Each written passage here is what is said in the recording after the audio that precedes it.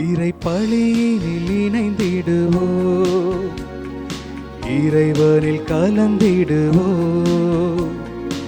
இதயத்தில் இருப்பவரே இறை குலமாய் வருவோம், இறை பலியினில் இணைந்திடுவோம், இறைவனில் கலந்திடுவோம். இதயத்தில் இருப்பவரே இறை குலமாய் வருவோம். இறை மகிமைக்காக உழைப்போம், மண்ணில் மனிதம் மலர இணைவோம். இறை மகிமைக்காக உழைப்போம், மண்ணில் மனிதம் மலர இணைவோம்.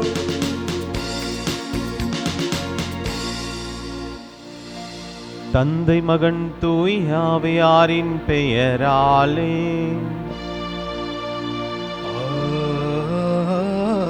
ஆமென். நம் ஆண்டவராகிய இயேசு கிறிஸ்துவின் அருளும் கடவுளின் அன்பும் தூய் ஆவியாரின் நட்புறவும் உங்கள் அனைவரோடும் இருப்பதாக. உம் ஆன்மாவோடும் இருப்பதாக.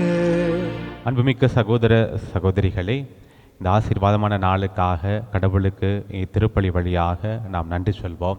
இந்த நாளை ஒப்பு கொடுப்போம். அன்பிற்குரியவர்களே, இந்த திருப்பலியில் கண்டிப்பாக கனத்த இதயத்தோடும் பல்வேறு துன்பங்களோடும் கஷ்டங்களோடும் இத்திருப்பலியில் நாம் பங்கேற்று கொண்டிருப்போம். அந்த துன்பங்கள் நமக்கு ஒரு பயத்தை உருவாக்கி இருக்கும். கண்டிப்பாக அந்த மனக்கலக்கம் நமக்குள்ளே நிறையா இருக்கும். என்ன நடக்கப் போகுதோ, நம்முடைய எதிர்காலம் எப்படி இருக்க போகிறதோ, அல்லது நடக்கக்கூடிய நிகழ்வுகள் ஏன் இப்படி இருக்கிறது அப்படின்னு சொல்லி ஒரு மிகப்பெரிய கலக்கத்தோடு அதே நேரத்தில் ஒரு நம்பிக்கையோடு ஜெபித்து கொண்டிருக்கிறோம். கடவுள் கண்டிப்பாக நம்மை வழி நடத்துவார், இப்படிப்பட்ட பிரச்சனைகளிலிருந்து நம்மை மீட்டெடுப்பார் அப்படின்னு சொல்லி அந்த நம்பிக்கை கண்டிப்பாக நமக்கு இந்த நாளை, இந்த திருப்பலியை ஒரு ஆசீர்வாதமான திருப்பலியாக மாற்றப் போகிறது. அஞ்சாதீர்கள், நான் என்றும் உன்னோடு இருக்கிறேன் என்று சொன்ன ஆண்டவர், இருள் சூழ் பள்ளத்தாக்கில் நான் நடக்க நேர்ந்தாலும் என்னோடு நீ இருப்பதனால் எத்தீங்கிருக்கும் அஞ்சுடேன் என்று சொல்லி திருப்பாடலில் வாசிக்கிறோமே. எப்படிப்பட்ட கஷ்டங்கள் துன்பங்கள் வந்தாலும் அவர் நம்மோடு இருக்கிறார் என்கிற அந்த தைரியம், அந்த மன உறுதி, அதோடு நாம் நம்முடைய வாழ்க்கையை நகர்த்தி சொல்வோம். கண்டிப்பாக நம்முடைய பிரச்சனைகள், துன்பங்கள், துயரங்கள் சுக்குநூறாக உடைக்கப்படும் என்பதில் எந்தவித மாற்று கருத்தும் இருக்க முடியாது. ஆகவே அப்படிப்பட்ட அருள் வரங்களுக்காக இந்த திருப்பலியிலே நம்மையும் நம்முடைய குடும்பங்களையும் ஒப்பு கொடுத்து சிறப்பாக ஜெபிப்போம். அன்புமிக்க சகோதர சகோதரிகளை, தூய மறை நிகழ்வுகளை கொண்டாட நாம் தகுதி பெறும் பொருட்டு நம் பாவங்களை ஏற்றுக்கொள்வோம்.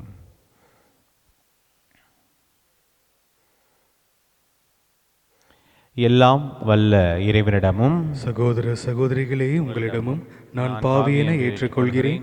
ஏனெனில் என் சிந்தனையாலும் சொல்லாலும் செயலாலும் கடமையில் தவறியதாலும் பாவங்கள் பல செய்தேன். என் பாவமே, என் பாவமே, என் பெரும் பாவமே. ஆகையால் எப்பொழுதும் கன்னியான புனித மரியாவையும் வானதூதர் புனிதர் அனைவரையும், சகோதர சகோதரிகளே உங்களையும் நம் இறைவனாகிய ஆண்டவரிடம் எனக்காக வேண்டிக் கொள்ள மன்றாடுகிறேன். எல்லாம் வல்ல இறைவன் நம் மீது இரக்கம் வைத்து நம் பாவங்களை மன்னித்து நம்மை நிலை வாழ்வுக்கு அழைத்துச் செல்வாராக. ஆமென்.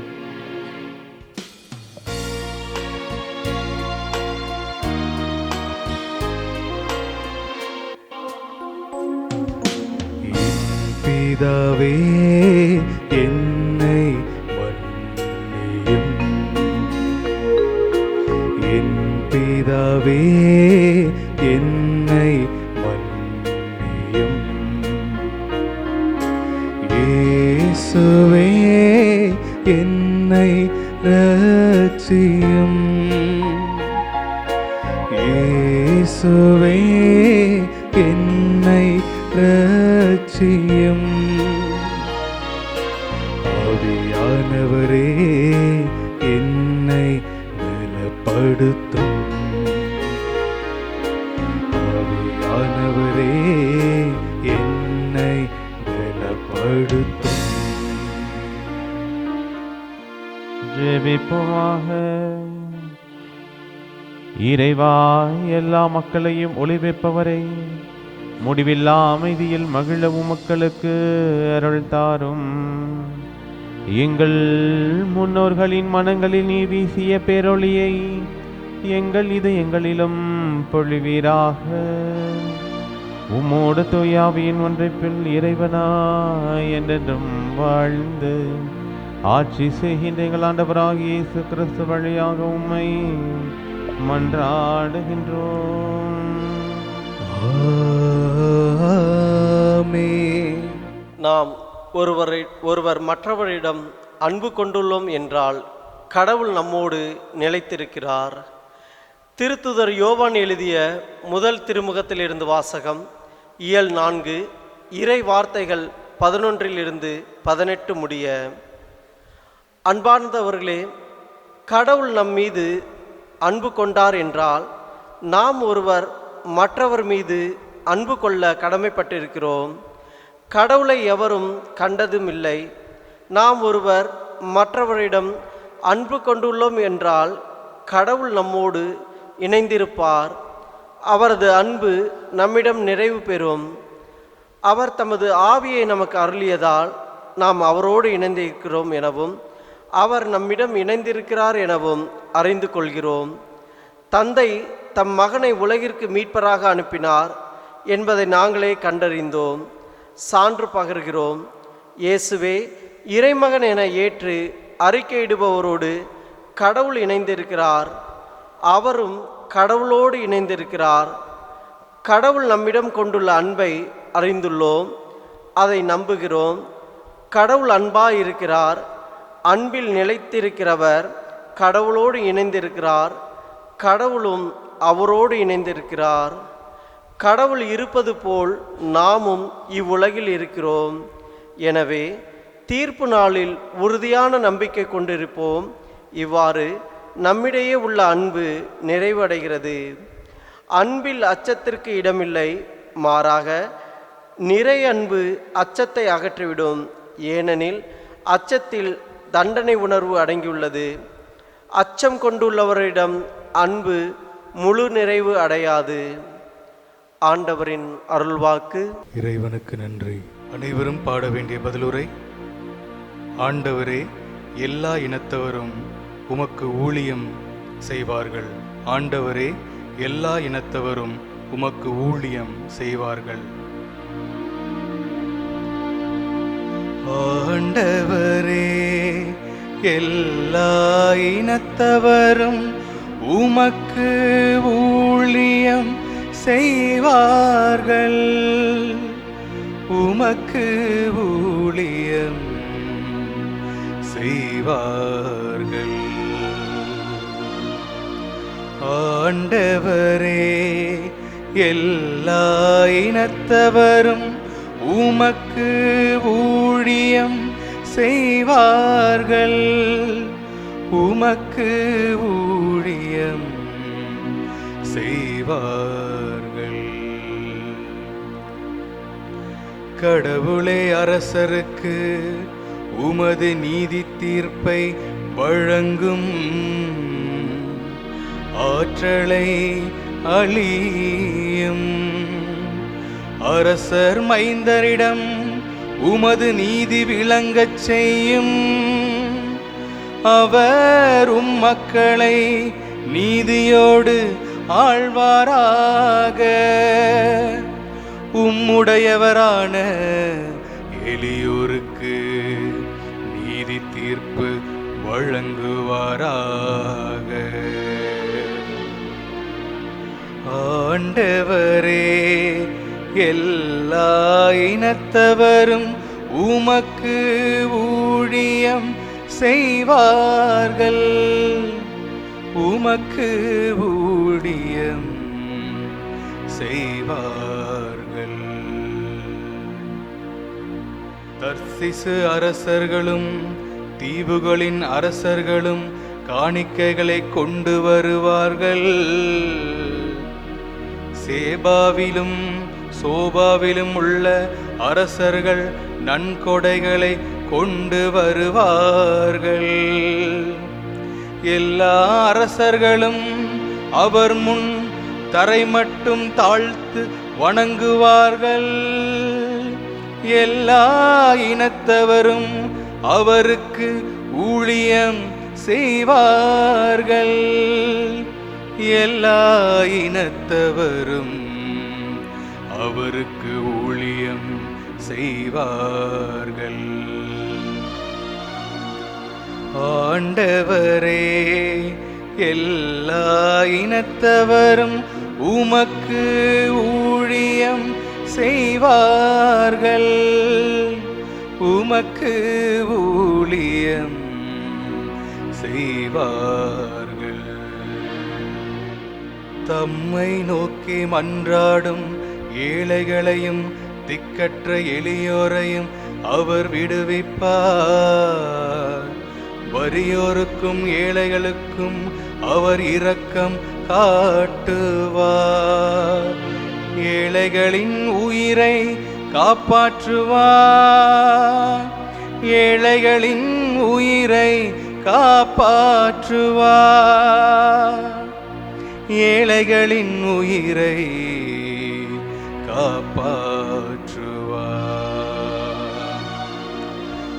ஆண்டவரே, எல்லா இனத்தவரும் உமக்கு ஊழியம் செய்வார்கள். உமக்கு ஊழியம் செய்வார்கள்.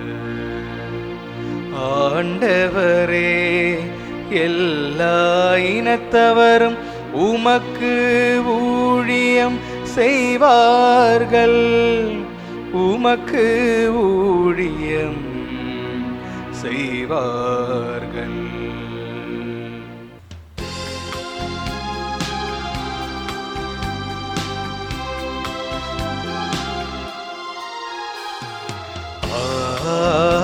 அல்லேலூயா, அல்லேலூயா, அல்லேலூயா, அல்லேலூயா, அல்லேலூயா, அல்லேலூயா, அல்லேலூயா, அல்லேலூயா. பிற இனத்தாருக்கு பறைசாற்றப்பட்ட கிறிஸ்துவே, உமக்கு மகிமை. விசுவாசத்தோடு உலகில் ஏற்கப்பட்ட கிறிஸ்துவே, உமக்கு மகிமை. அல்லேலூயா, அல்லேலூயா, அல்லேலூயா, அல்லேலூயா, அல்லேலூயா, அல்லேலூயா, அல்லேலூயா. ஆண்டவர் உங்களோடு இருப்பாராக. உம் ஆன்மாவோடும் இருப்பாராக. மார்க்கு எழுதிய நற்செய்தியிலிருந்து வாசகம். ஆண்டவரே, மாட்சி உமக்கே. மார்க்கு எழுதிய நற்செய்தி அதிகாரம் 6 இறைவசனங்கள் 45 52 வரை.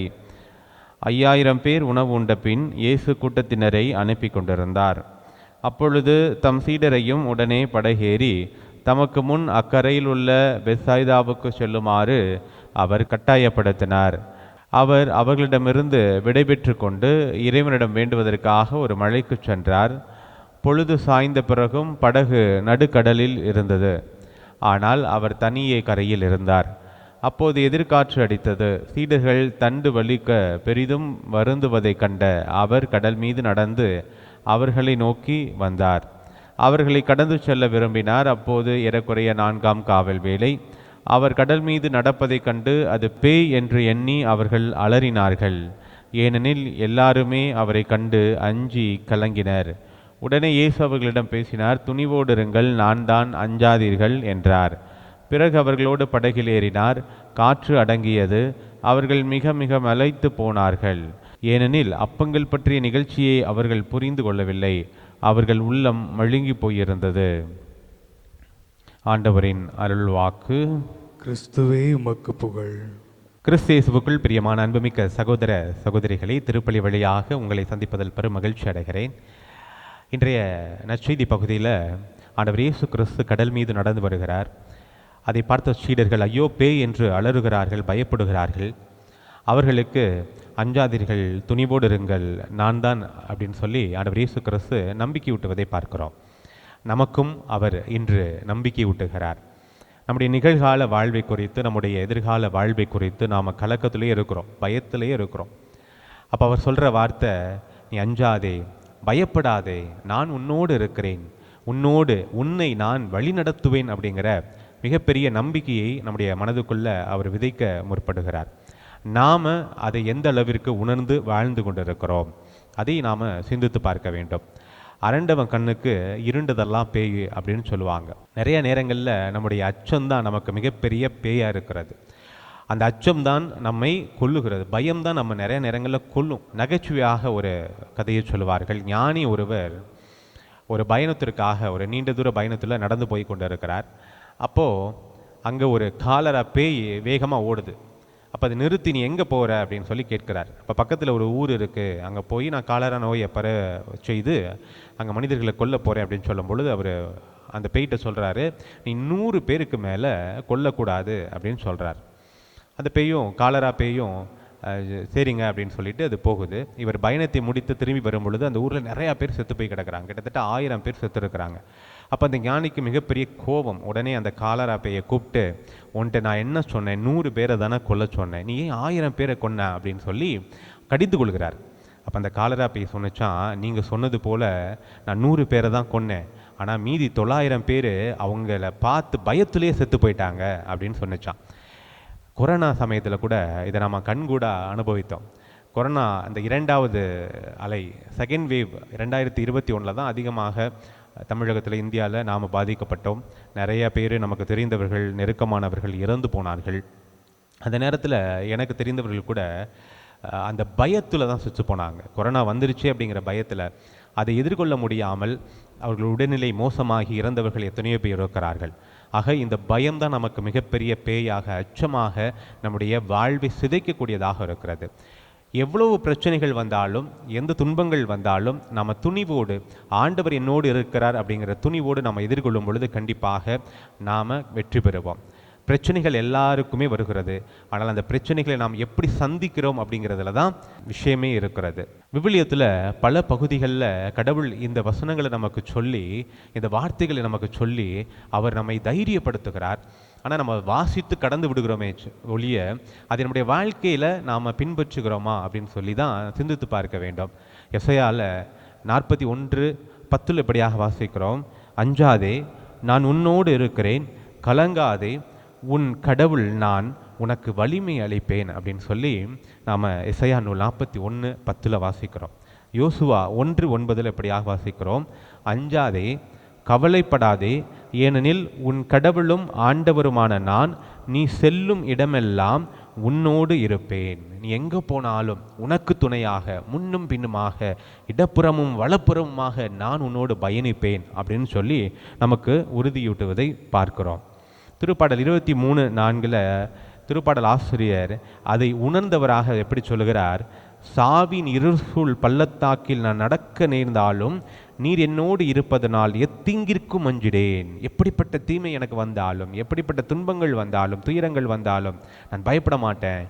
இருள் சூழ் பள்ளத்தாக்கில் நடக்க நேர்ந்தாலும் பயப்படேன். காரணம் என்ன அப்படின்னு சொன்னால், என் ஆண்டவர் என்னோடு இருக்கிறார் அப்படின்னு சொல்லி சொல்கிறார். அப்போ எப்படிப்பட்டவர்களுக்கு இப்படி உணர்வு வரும்? யார் இப்படி சொல்ல முடியும்? எவ்வளவு பிரச்சனைகள் வந்தாலும், துன்பங்கள் வந்தாலும் நான் அச்சப்பட மாட்டேன், பயப்பட மாட்டேன், அந்த அச்சம் என்கிற பேய் என்னை ஆட்கொள்ளாது அப்படின்னு சொல்லி யார் சொல்ல முடியும் அப்படின்னு சொன்னால், அன்பு உடையவர்கள் தான் சொல்ல முடியும். அடிமையாக இருப்பவர்களுக்கு அச்சம் இருக்கும், கண்டிப்பாக அச்சம் இருக்கும். அதைத்தான் இன்றைய முதல் வாசகத்தில் யோவான் ரொம்ப அருமையாக சொல்லுகிறார். அன்பு இருக்கும் பொழுது அங்கு அச்சம் இருக்காது. அன்பு அச்சத்தை முழுவதுமாக நீக்கிவிடும். ஒரு அடிமையாக இருக்கக்கூடியவனுக்கு அச்சம் இருக்கும். முதலாளி என்ன பண்ணுவார், ஏது பண்ணுவார், எப்படி நம்மை கொடுமைப்படுத்துவாரோ அப்படிங்கிற அச்சம், ஒவ்வொரு நிமிடமும் தன் வாழ்வை குறித்த அச்சம் அவனுக்கு இருக்கும். ஆனால் சுதந்திரமாக கடவுள் பிள்ளையாக கடவுளிலே நிலைத்திருக்கக்கூடிய நமக்கு அன்பு மட்டுமே பிரதானமாக இருக்கும். அந்த அன்பு மட்டுமே நம்முடைய அச்சத்தை நீக்க வல்லதாக இருக்கிறது. இப்போ நாம் சிந்தித்து பார்க்க வேண்டும். நாம் பயப்படுகிறோம் என்று சொன்னால், ஐயோ பேய் என்று சொல்லி என்னுடைய பிரச்சனைகளை பார்த்து என்னுடைய எதிர்கால வாழ்வு என்னுடைய நிகழ்கால வாழ்வை குறித்து நான் பயப்படுகிறேன் என்று சொன்னால், நான் இன்னும் அடிமைத்தனத்தில் தான் இருக்கிறேன். எனக்குள் ஆண்டவர் இல்லை, நான் ஆண்டவரோடு பயணிக்கவில்லை, ஆண்டவரிலே நான் நிலைத்து நிற்கவில்லை. ஏனென்றால் என்னிடம் அன்பு குறைவுபடுகிறது. அன்பு இருந்துச்சு அப்படின்னு சொன்னால் எதை குறித்தும் நான் பயப்பட தேவையில்லை. உதாரணத்திற்கு ஒரு கணவன் மனைவி, அவர்களுக்குள்ள உண்மையான அன்பு இருக்கும் பொழுது அது எப்படி வெளிப்படும்? அவர்கள் ஒருவருக்கு ஒருவர் பிரமாணிக்கமாக இருப்பதில் தான் அந்த அன்பு வெளிப்படும். அங்கே அன்பு பிரமாணிக்கமாக வெளிப்படுகிறது. பிரமாணிக்கமாக இருக்கிறது அப்படின்னு சொன்னால், நாம் வாக்குறுதி கொடுப்பது போல இன்பத்திலும் துன்பத்திலும் உடல் நோயிலும் எல்லா சூழ்நிலையிலும் அவர்களோடு துணை நிற்பது, அவர்களை ஏமாற்றாமல் வாழக்கூடிய ஒரு வாழ்வு, எந்த ஒளிவு மறைவும் இல்லாமல் வாழக்கூடிய ஒரு வாழ்வு. என்னைக்கு ஒரு கணவனோ மனைவியோ அங்கு சில விஷயங்களை அடுத்தவரிடமிருந்து மறைக்கிறார்களோ, கண்டிப்பாக அங்கே ஒரு அச்சம் எழும்பும். அவங்க எந்த நேரத்தில் அவங்களுக்கு தெரியுமோ அப்படிங்கிற ஒரு அச்சம் எழும்பும். அப்போ அங்கே பிரமாணிக்கமாக இல்லை, அங்கே அன்பு இல்லை. அப்போ ஆண்டவர் அங்கே இருக்க வாய்ப்பு கிடையாது. அங்கே அன்பு இருக்கும் பொழுது கண்டிப்பாக அச்சம் இருக்க வாய்ப்பே இல்லை. அதே போல் ஒருத்தர் நேர்மையாக தன்னுடைய அரசாங்க வேலையில் இருக்கக்கூடியவர் லஞ்சம் வாங்குறான்னு வச்சுக்கோங்களேன், அவருக்குள்ள ஒரு பயம் இருந்துக்கிட்டே இருக்கும். அவர் அடிமையாக இருக்கிறார், அங்கே அன்பு இல்லை. தன்னுடைய உத்தியோகத்தின் மீது, தன்னுடைய மக்கள் மீது, தன்னுடைய அரசாங்கத்தின் மீது அவருக்கு அன்பு கிடையாது. மாறாக அவர் தன்னுடைய சுயநலத்தோடு அங்கே வாழும் பொழுது அங்கே அச்சம் தொற்றிக்கொள்கிறது. எந்த நேரத்திலையும் நாம் எப்படி மாட்டுவோமோ அப்படிங்கிற பயத்தோடையே வாழக்கூடிய ஒரு சூழ்நிலை வரும். அதுவே நேர்மையோடு வாழக்கூடிய ஒருவர் தன்னுடைய வேலையை நேசிக்கும் பொழுது, அந்த வேலையின் மீது உண்மையான அன்பு காட்டும் பொழுது, தன்னை நம்பி வருகிற எளிய மக்கள் மீது அன்பு காட்டும் பொழுது அவர் அங்கே உண்மையாக இருக்கிறார். அந்த உண்மைத்தன்மை அவருக்கு அச்சத்தை போக்குகிறது. எவ்வளவு பிரச்சனைகள் வந்தாலும் அதை துணிவோடு சந்திக்கலாம் அப்படிங்கிற மிகப்பெரிய தைரியத்தை கொடுக்கிறது. அவரிலே ஆண்டவர் இயேசு கிறிஸ்து நிலைத்திருக்கிறார். அங்கு ஆண்டவர் இயேசு கிறிஸ்துவினுடைய அன்பு நிலைத்திருப்பதாக நாம் பார்க்கிறோம். இதைத்தான் முதல் வாசகத்தில் யோவான் ரொம்ப அருமையாக சொல்லுவார், அன்பு அச்சத்தை அகற்றிவிடும், ஏனெனில் அச்சத்தில் தண்டனை உணர்வு அடங்கியுள்ளது. அச்சம் கொண்டுள்ளவரிடம் அன்பு முழு நிறைவு அடையாது அப்படின்னு சொல்லுவார். ஆக நம்மிடம் அச்சம் இருக்கிறது அப்படின்னு சொன்னால் நம்ம கடவுளுடைய பிள்ளைகளாக இல்லை. என்னைக்கு கடவுள் நம்மை அவருடைய பிள்ளைகளாக ஏற்றுக்கொண்டாரோ அப்பொழுதே நாம் அந்த அடிமைத்தனத்திலிருந்து வெளிவந்து விட்டோம். நாமெல்லாம் கடவுளுடைய பிள்ளைகள். நம்மை பிள்ளைகள் ஆக்குமாறு தன்னுடைய ஒரே மகனையே இந்த உலகத்திற்கு அனுப்பினார் நம் ஆண்டவர் இயேசு கிறிஸ்து. அதைத்தான் கலாத்தியருக்கு எழுதிய திருமுகத்தில் நாம் இப்படியாக வாசிக்கிறோம், ஆகையால் நீங்கள் அடிமைகள் அல்ல, பிள்ளைகள் தாம், பிள்ளைகளாகவும் உரிமை பேர் உடையவர்களாகவும் இருக்கிறீர்கள். இது கடவுளின் செயலே.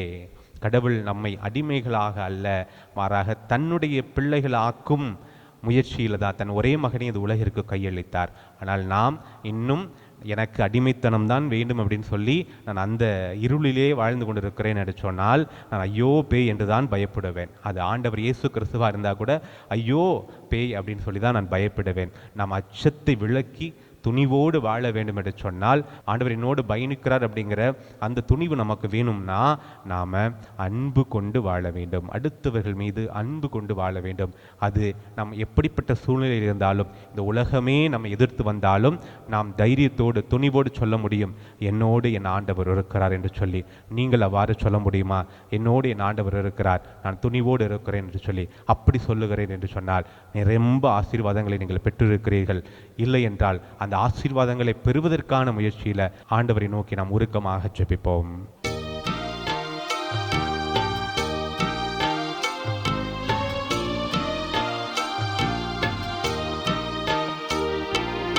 என்னை தந்தேன், எல்லாம் தந்தேன், என் வாழ்வை பலியாக்கவே.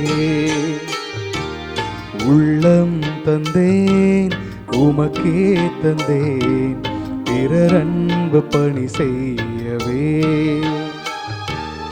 என்னை தந்தேன், எல்லாம் தந்தேன், என் வாழ்வை பலியாக்கவே. உள்ளம் தந்தேன், உமக்கே தந்தேன், பிறர் அன்பு பணி செய்யவே.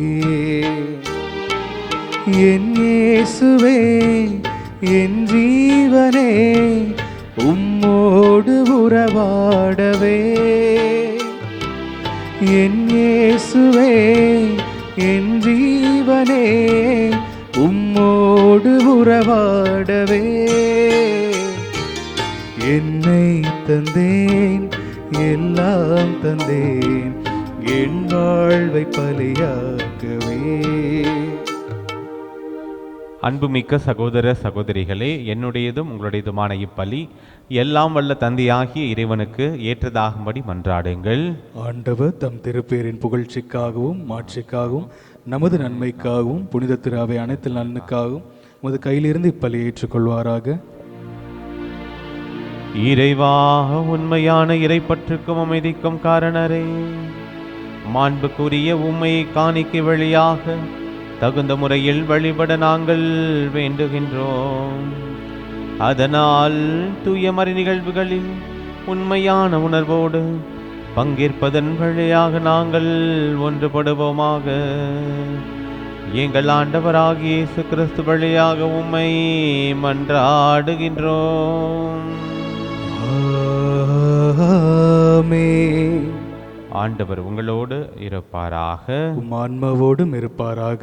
இது எங்களை மேலே எழுப்புங்கள். ஆண்டவரிடம் எழுப்பியுள்ளோம், நம் இறைவனாகிய ஆண்டவருக்கு நன்றி கூறுவோம். அது தகுதியும் நீதியுமானதே. ஆண்டவரே, துயவரான தந்தையே, என்றும் உள்ள எல்லாம் வல்ல இறைவா, என்னாலும் எவ்விடத்திலும் நாங்கள் உமக்கு நன்றி செலுத்துவது மெய்யாகவே தகுதியும் நீதியும் ஆகும். எங்கள் கடமையும் மீட்புக்குரிய செயலுமாகும். ஏனெனில் பிற இனத்தாருக்கு ஒளியாகிய கிறிஸ்துவில் எமது மீட்பின் மறைபொருளை இன்று வெளிப்படுத்தினீர். சாபக்குரிய எங்களது மனித தன்மையில் அவர் தோன்றிய போது அவருக்குரிய சாகா தன்மையின் மாட்சியால் எங்களை புதுப்பித்தீர். ஆகவே வானதூதர் முதன்மை வானதூதரோடும் அரியணையில் அமர்வோர் தலைமை தாங்குவோரோடும் வான்படைகளின் அணிகள் அனைத்தோடும் சேர்ந்து நாங்களும் அது மாட்சியை புகழ்ந்து முடிவின்றி பாடுவதாவது: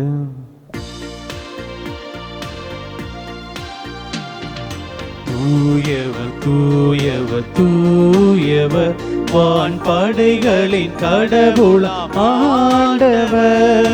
விண்ணகமும் மண்ணகமும் உமது மாட்சியால் நிறைந்துள்ளன. உன்னதங்களிலே ஓசன்னா, உன்னதங்களிலே ஓசன்னா. ஆண்டவர் பெயரால் வருகிறவர் ஆசி பெற்றவர். உன்னதங்களிலே ஓசன்னா, உன்னதங்களிலே ஓசன்னா. ஆண்டவரே, நீர் மெய்யாகவே தூயவர், தூய்மை அனைத்திற்கும் ஊற்று. ஆகவே உம்முடைய ஆவியை பொழிந்த காணிக்கைகளை தூய்மைப்படுத்த வேண்டுகின்றோம். இவ்வாறு எங்கள் ஆண்டவர் இயேசு கிறிஸ்துவின் உடலும் இரத்தமுமாக எங்களுக்கு இவை மாறுபனவாக. அவர் பாடுபட உளம் கணிந்து தம்மை கையளித்த போது அப்பத்தை எடுத்து நன்றி செலுத்தி அதை பிட்டு தம் சீடர்களுக்கு அளித்து அவர் கூறியதாவது: அனைவரும் இதிலிருந்து பெற்று உண்ணுங்கள், ஏனெனில் இது உங்களுக்காக கையளிக்கப்படும் என் உடல்.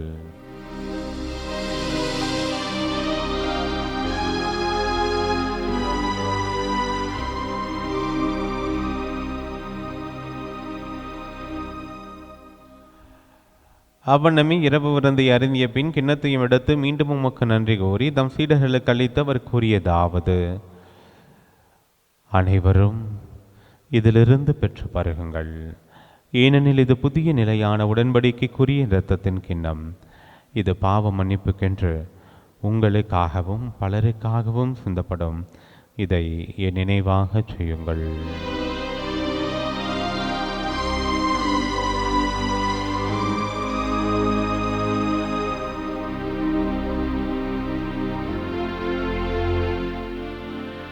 நம்பிக்கையின் மறை பொருள். ஆண்டவரே, நீ மறுமளவும் உமது இறப்பினை அறிக்கையிடுகின்றோ. உமது உயிர்ப்பினையும் எடுத்துரைக்கின்றோ. ஆகவே ஆண்டவரை நாங்கள் கிறிஸ்துவின் இறப்பினையும் உயிர்ப்பினையும் நினைவு கூர்ந்து வாழ்வதரும் அப்பத்தையும் மீட்பளிக்கும் கிண்ணத்தையும் உமக்கு ஒப்புக் கொடுக்கின்றோம். உம் திருமுனின்று மக்கூலியம் புரிய தகுந்தவர்கள் என எங்களை ஏற்றுக்கொண்டீர். எனவே உமக்கு நன்றி செலுத்துகின்றோம். மேலும் கிறிஸ்துவின் உடலிலும் இரத்தத்திலும் பங்கொள்ளும் எங்களை தூய ஆவியார் ஒன்று சேர்க்க வேண்டும் என உம்மை தாழ்மையுடன் மன்றாடுகின்றோம். ஆண்டவரே, உலகெங்கு பரவி இருக்கும்போது திரு அவையை நினைவு கூர்ந்தருளும். எங்கள் திரு தந்தையிலேயோ எங்கள் ஆயர் அரைக்கிறாய் எல்லா திருநிலையினர் ஆகிய அனைவரோடும் திரு அவை அன்பில் நிறைவு பெறச் செய்தருளும். உயிர்த்தெழும் எதிர்நோக்குடன் துயில் உள்ளும் எங்கள் சகோதர சகோதரிகளையும் இறந்தோர் அனைவரையும் இரக்கத்துடன் நினைவு கூர்ந்து உமது திருமுக ஒளியின் உழைச்சலும் எங்கள் அனைவர் மீதும் இரக்கமாயிரும். கடவுளின் கன்னித்தாயான புனித மரியா, அவருடைய கணவரான புனித யோசேப்பு, புனித திருத்தூதர்கள், இவ்வுலகிலும் உகந்தவராய் இறந்தோராகிய புனிதர் அனைவருடனும் நாங்கள் நிலை வாழ்வில் பங்கொள்ளும் தகுதி பெற்றும் திருமண இயேசு கிறிஸ்து வழியாக உம்மை புகழ்ந்தேத்த வரமருள உம்மை மன்றாடுகின்றோம்.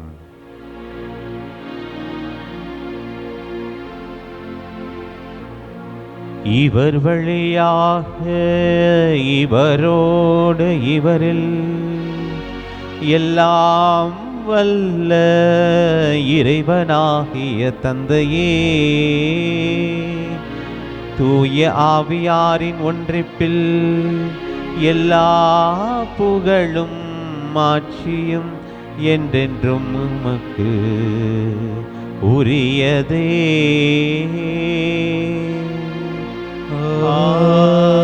ஆமென். ஆமென். ஆமென்.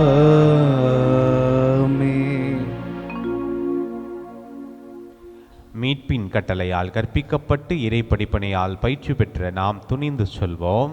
விண்ணுலகில் இருக்கின்ற எங்கள் தந்தையே, உமது பெயர் தூயது என போற்ற பெருக, உமது ஆட்சி வருக, உமது திருவுளம் விண்ணுலகில் நிறைவேறுவது போல மண்ணுலகிலும் நிறைவேறுக. எங்கள் அன்றாட உணவை இன்று எங்களுக்கு தாரும். எங்களுக்கு எதிராக குற்றம் செய்வோரை நாங்கள் மன்னிப்பது போல எங்கள் குற்றங்களை மன்னியும். எங்களை சோதனைக்கு உட்படுத்தாதையும் தீமையிலிருந்து எங்களை விடுவித்தருளும். ஆண்டவரே, தீமை அனைத்திலிருந்தும் எங்களை விடுவித்து எங்கள் வாழ்நாளில் அமைதியை கனிவுடன் அருளும் மன்றாடுகின்றோம். உமது இரக்கத்தின் உதவியால் நாங்கள் பாவத்திலிருந்து எப்போது விடுதலை பெற்று யாதொரு கலக்கமின்றி நலமாயிருப்போமாக. நாங்கள் எதிர்நோக்கியிருக்கும் பேரின்பத்துக்காகவும் எம் மீட்பராகிய இயேசு கிறிஸ்துவின் வருகைக்காகவும் காத்திருக்கின்றோம். ஏனெனில் ஆட்சியும் வல்லமையும் ஆட்சியும் என்றென்றும் உமதே. ஆண்டவர் இயேசு கிறிஸ்துவே, அமைதியை உங்களுக்கு விட்டுச் சொல்கின்றேன், என் அமைதியையே உங்களுக்கு அளிக்கின்றேன் என்றும் திருத்துதர்களுக்கு மொழிந்தீரே. எங்கள் பாவங்களை பாராமல் உமது திரு அவையின் நம்பிக்கையை கண்ணோக்கி உமது திருவுளத்திற்கு ஏற்பதற்கு அமைதியும் ஒற்றுமையும் அளித்துறல்வீராக என்று வாழ்ந்து ஆட்சி செய்கிறவர் நீரே. ஆமென். ஆண்டவருடைய அமைதி உங்கள் அனைவரோடும் என்றும் இருப்பதாக, உம் ஆன்மாவோடும் இருப்பதாக. ஒருவருக்கொருவர் ஆண்டவருடைய அமைதியை மகிழ்ச்சியோடு பகிர்ந்து கொள்வோம். சமாதானம்.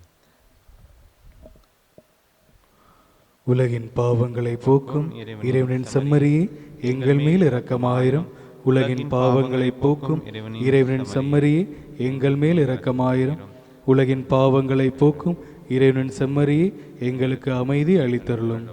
ஆண்டவர் இயேசு கிறிஸ்துவின் உட்கொள்ளும் திருளும் திறத்தை திருப்புக்கும் தன்னைக்குள்ளாக்கும் பெருவிறக்கத்தின் மனதை குடலுக்கும் சதாப் நலமளிக்கும் வருமண்டாகவும் இருப்பனவாக. இதோ இறைவனின் செம்மறி, இவரை உலகின் பாவங்களை போக்குபவர். செம்மறியின் விருந்துக்கு அழைக்கப்பெற்ற ஒவ்வொருவருமே பேறு பெற்றோர். ஆண்டவரே, நீர் என் இல்லத்தில் எழுந்தருள நான் தகுதியற்றவன். ஆனால் ஒரு வார்த்தை மட்டும் சொல்லியுள்ளோம், எனது ஆன்மா நலமடையும். ஆசை திருவிருந்துக்கான மன்றாட்டு. ஆண்டவரே, நீர் என் இல்லத்தில் எழுந்தருள நான் தகுதியற்றவள். ஆனால் ஒரு வார்த்தை மட்டும் சொல்லியருளும் என்று நூற்றுவர் தலைவன் ஜெபித்தது போல நாங்களும் இப்போது உம் திருப்பாதம் பணிந்து வேண்டுகிறோம். இனிய இயேசுவே, நாங்கள் தகுதியற்றவர்களாய் இருந்தாலும் எங்கள் தகுதியின்மையை பாராமல் நீர் எங்கள் உள்ளங்களில் எழுந்து வாரும். உம் அன்பிலும் அருளிலும் நாங்கள் நிலைத்திருக்க எம்முள் எழுந்து வாரும். நன்மை செய்வதில் ஆர்வமுள்ளவர்களாய் தீமைகள் அனைத்திலிருந்தும் விடுதலை பெற்றவர்களாய் வாழவும் எங்களை வழிநடத்த வாரும். எல்லா நலன்களாலும் வளங்களாலும் எங்களை நிரப்ப வாரும். ஆமென். நன்றி கூறி மன்றாடுவோமாக. ஆண்டவரே, பல்வேறு உதவிகளால் வழிநடத்தப்படும் மக்கள் கூட்டம் உமது பரிவிரக்கத்தின் உதவிகளை காலத்திலும் வருங்காலத்திலும் பெறுவதாக. இவ்வாறு கடந்து செல்லும் இவ்வுலகப் பொருட்கள் தரும் தேவையான ஆறுதலால் ஊட்டம் பெறும் அக்கூட்டம் மிகுந்த நம்பிக்கையோடு நிலையானவற்றை அடைய முயற்சி செய்வதாக. எங்கள் ஆண்டவராகிய இயேசு கிறிஸ்து வழியாக உம்மை மன்றாடுகின்றோம். ஆமென். ஆண்டவர் உங்களோடு இருப்பாராக. உம் ஆன்மாவோடும் இருப்பாராக. எல்லாம் வல்ல இறைவன் தந்தை, மகன், தூயாவி உங்கள் ஒவ்வொருவரையும் நிறைவாக ஆசீர்வதிப்பாராக.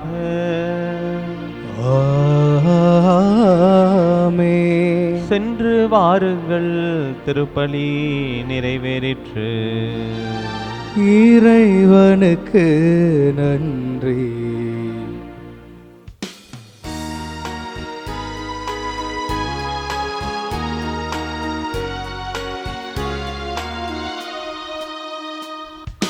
உண்டிட உணவும் உடையுமை கொடுத்து ஒரு குறையின்றி காத்து வந்தாய். உண்டிட உணவும் உடையுமை கொடுத்து ஒரு குறையின்றி காத்து வந்தாய். ஓர் அன்னையைப் போலவே அன்பினை பொழிந்து அண்ணல்கள் யாவையும் தீர்த்து வைத்தாய்.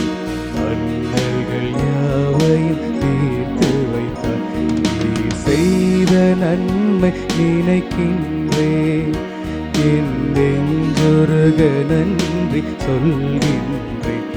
இறைவா, இறைவா, இறைவா, இறைவா, நீ செய்த நன்மை நினைக்கின்றேன், என் நெஞ்சொருக நன்றி சொல்கின்றேன். இறைவா, இறைவா, இறைவா, இறைவா.